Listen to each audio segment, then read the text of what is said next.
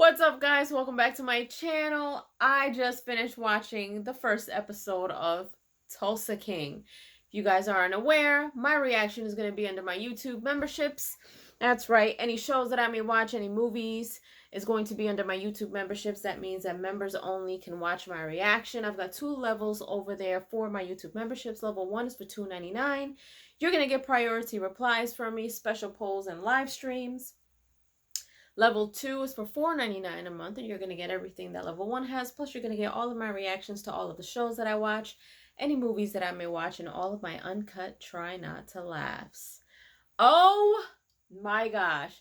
So, I heard nothing but good things about this.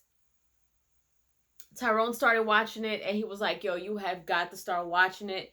He was hooked from the first episode. I was like, you know what? This might be good. Didn't know what I was going to expect, but man, this first episode, I can sit here and binge watch this all night. Seriously, like, this first episode was insane. Just seeing Sylvester Stallone playing this gangster is absolutely crazy.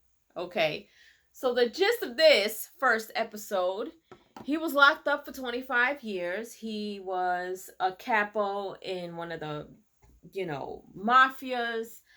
And I guess he got out 25 years later. He went in,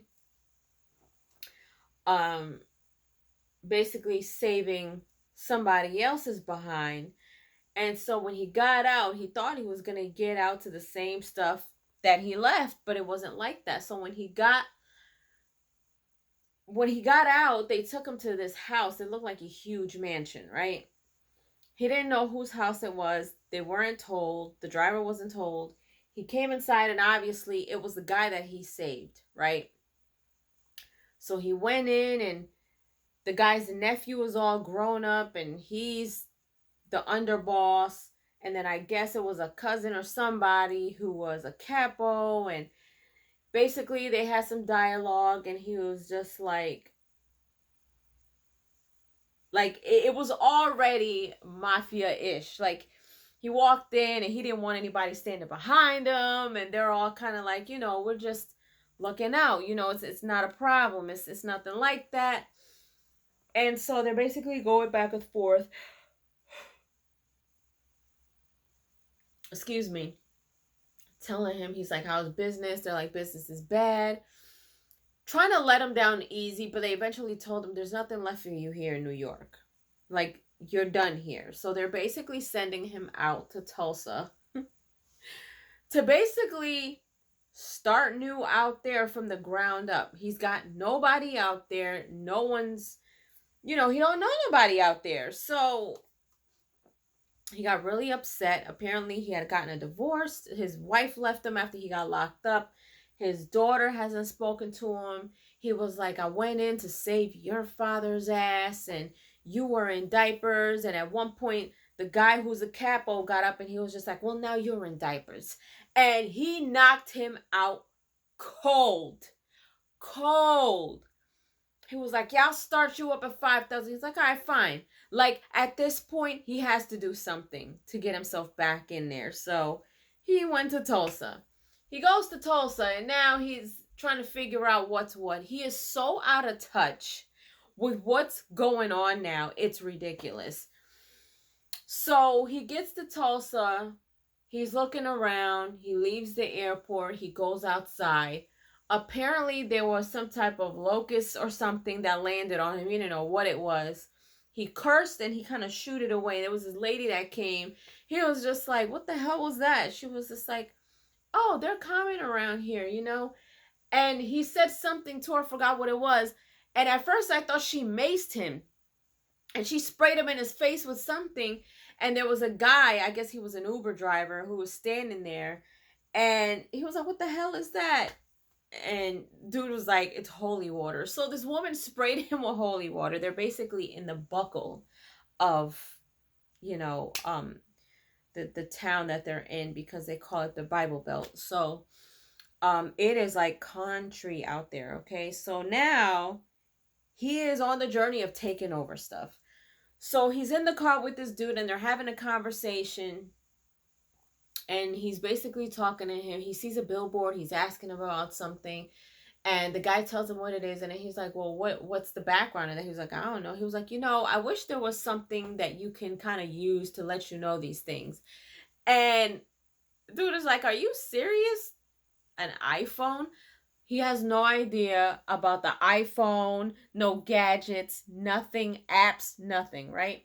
So then he sees a place, it's a dispensary. He's like, what is that? He's like, a dispensary. A dispensary for what? They sell marijuana. He was like, pull over. He goes in. He's like, who runs this place? Apparently, he thinks that this dispensary is not legal. He's going about it like this is an illegal situation. So he wants to see the person who owns the dispensary. He knocks out the freaking security guard with the freaking water bottle because he's trying to kick him out. So now he's talking to the owner in the back of the office, and he's basically asking him, where do you keep the money and how much money do you have? So the dude says it's in the bank. Sylvester Stallone's character is like, now you and I both know if you had this type of money in the bank, the feds would be after you. So where's the money? And the whole time I'm sitting here like, but it's legal though. And I'm like, okay, whatever. I don't know anything about dispensary. So he figures out where the money is. So basically he tells the guy that he's taking 20% of what he makes. And in turn, he's going to keep him safe from the gangsters and make sure that he still makes his money. And the dude's looking at him like, what the hell am I getting myself into? So they basically shake hands and that's the deal. He takes 20% of whatever he had in there. I think he had more than like 500 grand or something. I don't know. So he takes that money. He gives it to the dude in the car. He's like, what are you driving when you're not an Uber? He's like, all right, well, you're driving for me now. He gives him a whole bunch of money. He tells him to go buy him a Lincoln, right? He said when he shows up the next day, he's like, I want you to be here at 10 o'clock. Wear, nice clothes or whatever. He comes in his mom's car without the Lincoln. So then at this point, he's like, well, what happened? He was like, well, he walked in. He's a black guy. He walked in with a whole load of cash, 50,000. And he was like, he didn't want to sell it to me because he thought that I was some crack dealer who was just trying to, use money. So you can tell that he was annoyed at that point. He was just like, take me there. He goes and he's talking to the manager at the dealership, and he's telling him basically there must have been some misunderstanding. So he's like, you're looking at him, and because he's a black guy coming in here with cash, you think that something's wrong, but I come in here with a suit, you talk to me nice. And he was like, to be honest with you, this guy's a nice guy. He probably never been in trouble in a day in his life. And he basically he's like, you're afraid of the wrong thing. And he punches him in the face and knocks him out too. He's like, this is what's going to happen. And he got his Lincoln. So now at this point, they're in the mall. They're having ice cream. They're talking. So now he's got a dispensary that he's getting money from that he wants to launder money through. He's got a driver. He's got a car. He's in this raggedy hotel because he said he wanted to be somewhere that, didn't want to get his balls busted or whatever. So now he's staying at this nice hotel, right? So at this point, it looks like they're in a mall. He walks off to go to the bathroom, and then we see this guy who looks absolutely terrified when he sees him. And I'm like, does he know him? Like, what's going on? So we don't see him again for a while after that, right? So then he also shows up at this saloon. He meets these guys there. He buys them drinks. And that was that at the moment, right? So he goes there a second time, and he gets approached by this girl who wants to take a picture of him because she thinks he's famous. He's like, I'm not famous. It looks like a bridal party. So then the girl walks away and feels like, like he was being an a-hole, but he wasn't.